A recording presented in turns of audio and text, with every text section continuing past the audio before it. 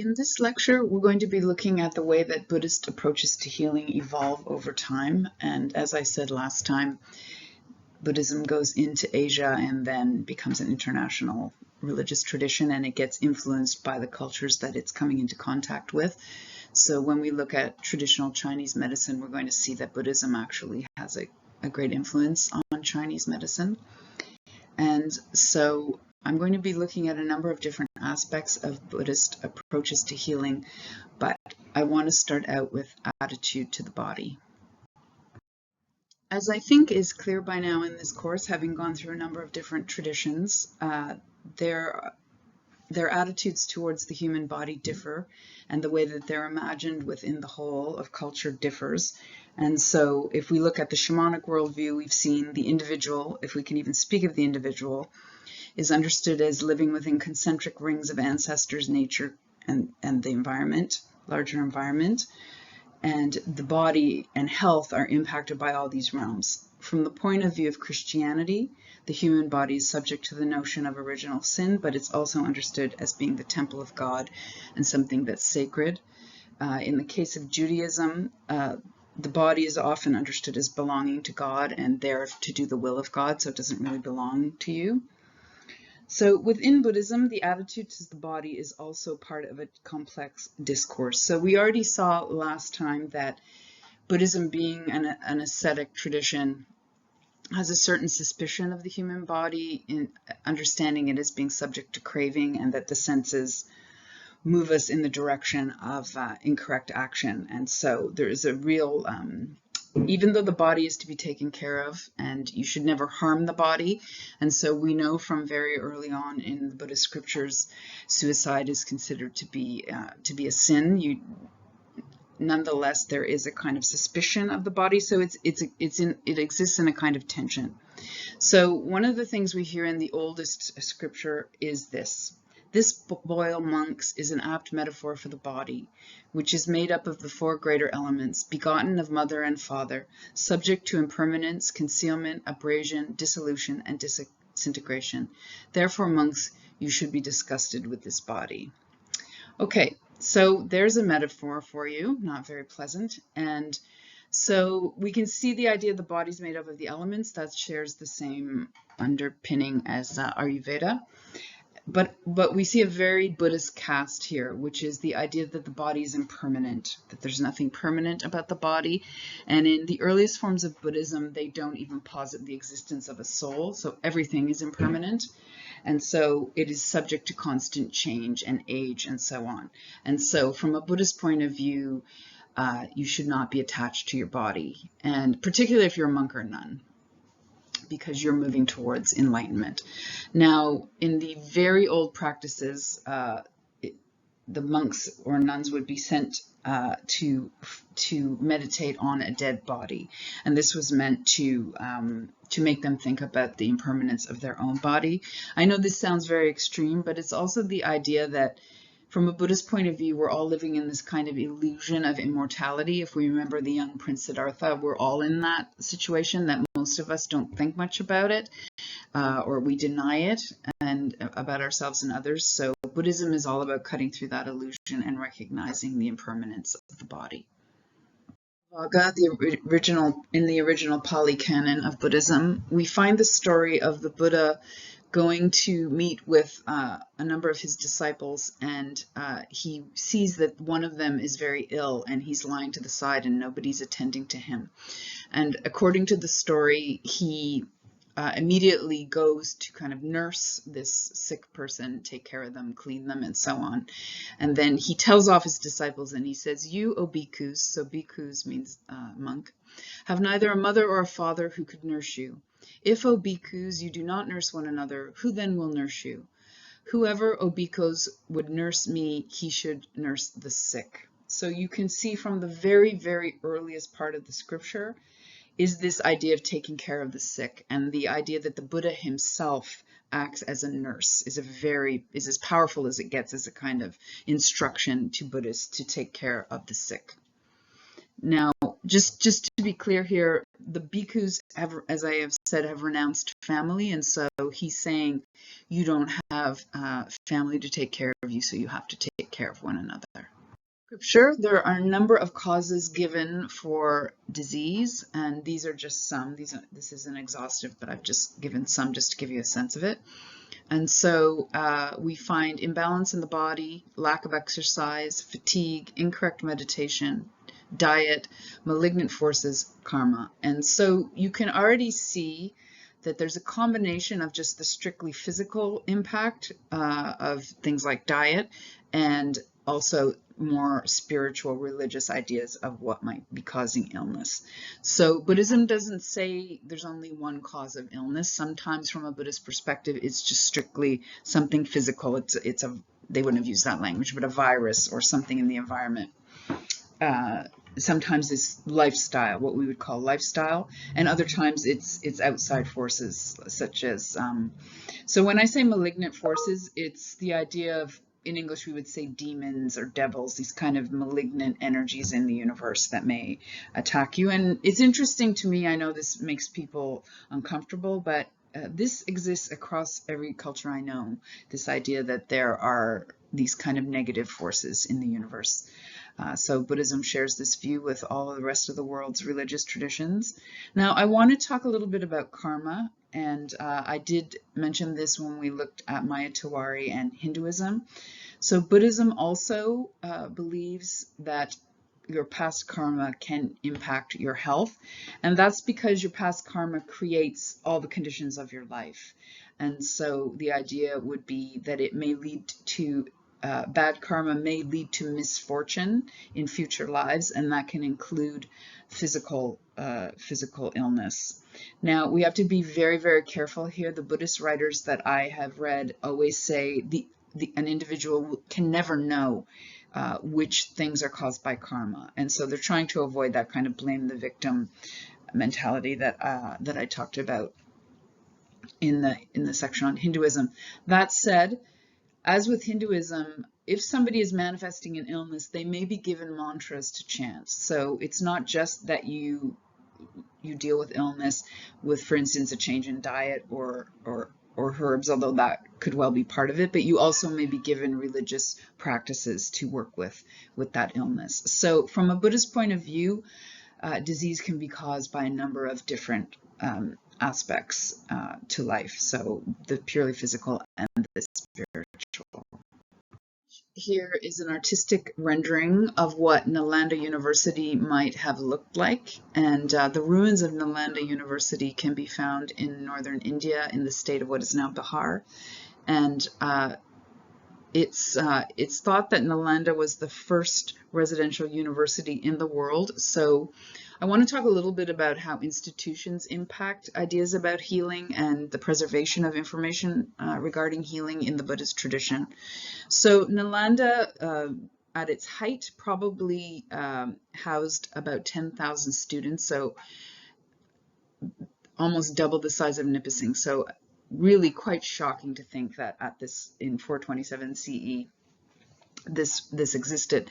And so we know that Nalanda taught a variety of topics, including philosophy, but it also taught medicine. And so the university became a model for all other Buddhist universities. There's actually Nalanda University in the United States, which is modeled on this. And so the idea that the monks would be the teachers, the professors, and so also the idea, as with all universities, there's a library. And so this institution functions both to teach and train people regarding pharmacology and medicine, but it also maintains the information through its library system.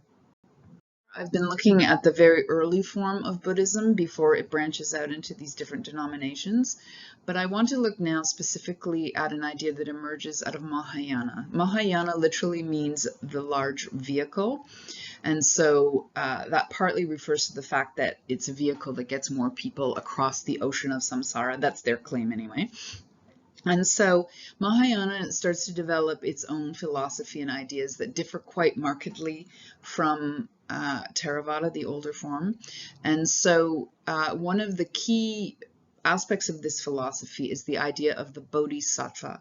So the Bodhisattva is a figure who, according to the tradition, could have become enlightened and gone into parinirvana, but stays behind on earth to help others. And so we see with the Bodhisattva this ideal of compassion, that this figure embodies compassion for the well-being of the world. So I want to just look at this quotation from The Way of the Bodhisattva by Shantideva, which is another very beautiful Buddhist text. And so just to get a sense of what a bodhisattva is and how they act.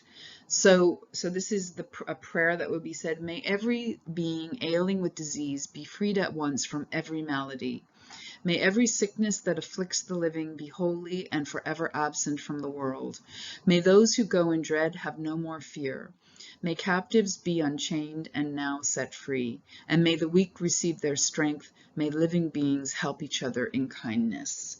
So this idea that the Bodhisattva wishes for the end of all disease, but the end of all suffering, because we know that first noble truth, that life is suffering. So the Bodhisattva is dedicated to that. So it's often in Buddhism, people that work in healthcare would look to this as a model. A doctor, a nurse, any healthcare practitioner would look to this Bodhisattva model as somebody who's trying to remove suffering from the world. And again, you see the idea, may living beings help each other in kindness.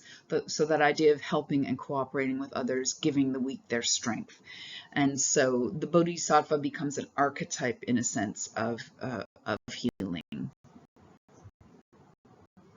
Another Bodhisattva directly connected to medicine is the Medicine Buddha, and the Medicine Buddha is subject to a variety of different forms of ritual worship and ways of prayer.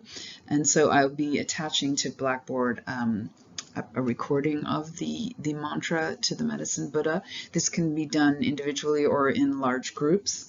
And so we can see again the image of the healer, and if you look, the Medicine Buddha is holding healing plants. So as with Lord Dhanvantari, we see that connection between pharmacology and herbology and healing. And so a variety of prayers are said to this Bodhisattva to ask for healing. And so as has been mentioned, this healing could be either physical or mental or both. This is an image of the Bodhisattva Kuan Yin. It's probably, I would wager, the most popular, is particularly in China. She's sometimes called Guan Yin.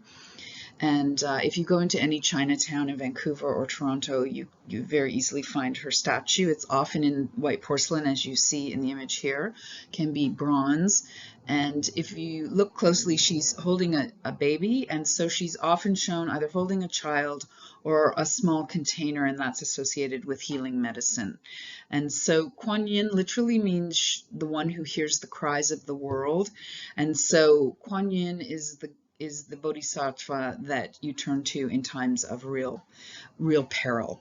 And so I found a list of things that she delivers people from on a Chinese website.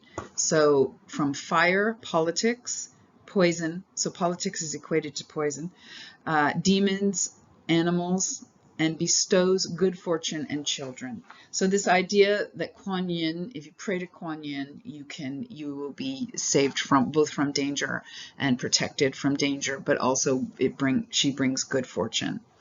So Kuan Yin is understood as being the embodiment of compassion itself.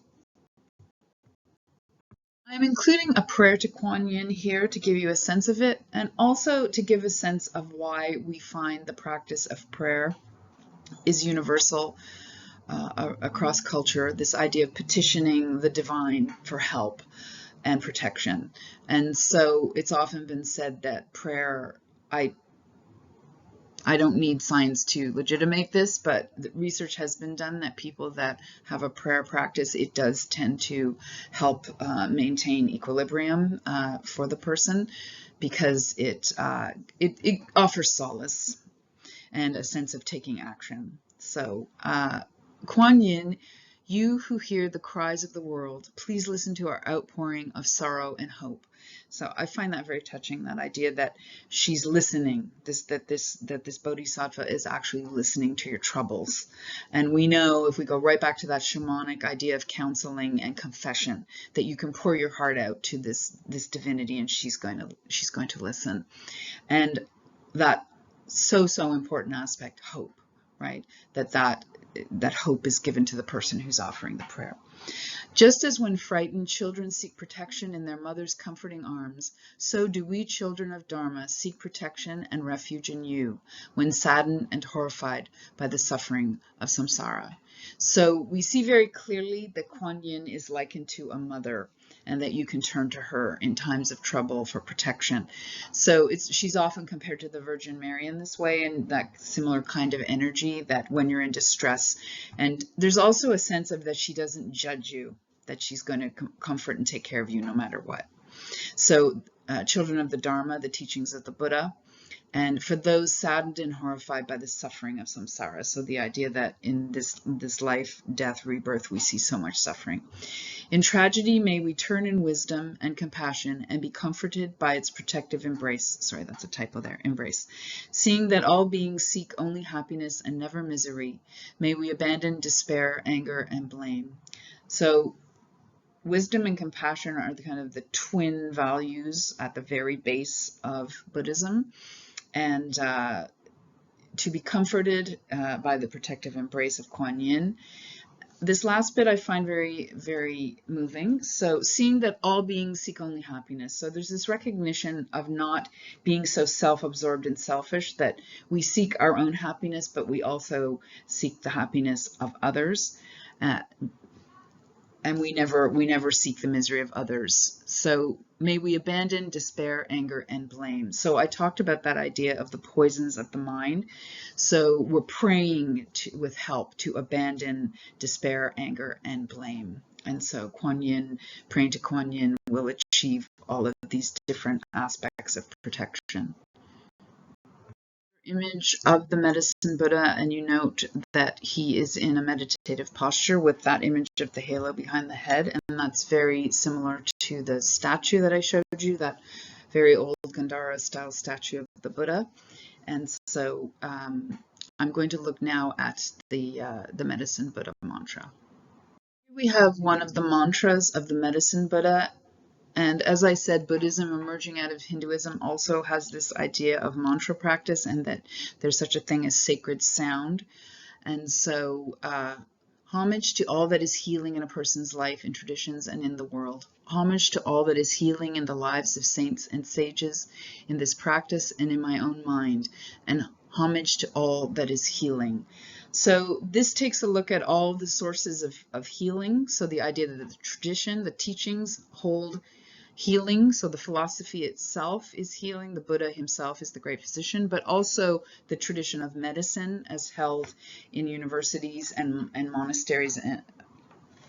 Also looking to the example of the saints, the sages, the bodhisattvas, how they practice compassion and wisdom, and then ends with saying homage to all that is healing.